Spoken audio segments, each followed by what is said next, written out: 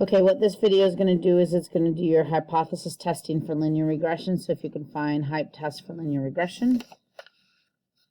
And so this is a lot of chapter 6 and 7. I know you guys 6 and 7. And so you can look there. You could also look at, where's that? Quantitative 2 variables. A lot of the same information is going to be here. And so this will just be specifically for hypothesis testing on it. But just know you can look at chapter 6 and 7 also, or linear regression. Okay.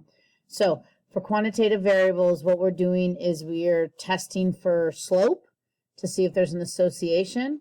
If it ever says to make a prediction or determine an association between 2 quantitative variables, it is this process. Okay, so remember with this one, you always have to have a DF, and this one's n-2 because you have 2 unknowns. You have the x-axis unknowns and the y-axis unknowns. So when we write our ho and ha, there's no association between the 2 variables, and you need to actually explain what the variables are in context, and then there is an association. And remember this capital B, that's beta, is 0 because no slope is a horizontal line, and so that's why we have that.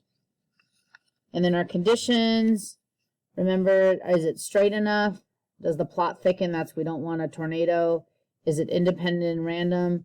For these two, you also have to look at the residual plot and mention the residual plot, and the residual plot should be random. We need that thing to be random. And then the thing that's new for this is the normal probability plot. It needs to be a straight line, or the histogram is a normal model. Okay?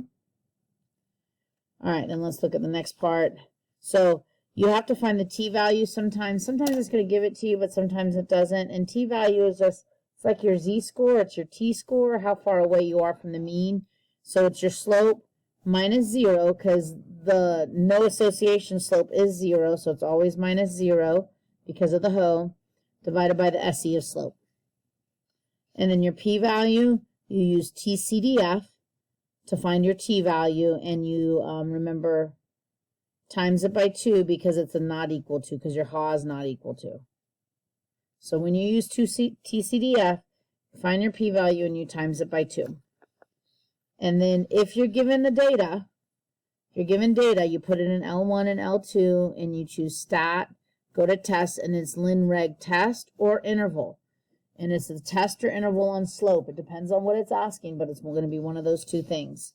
And then all the other linear regression information. So everything on the data from 2 quantitative variables applies here.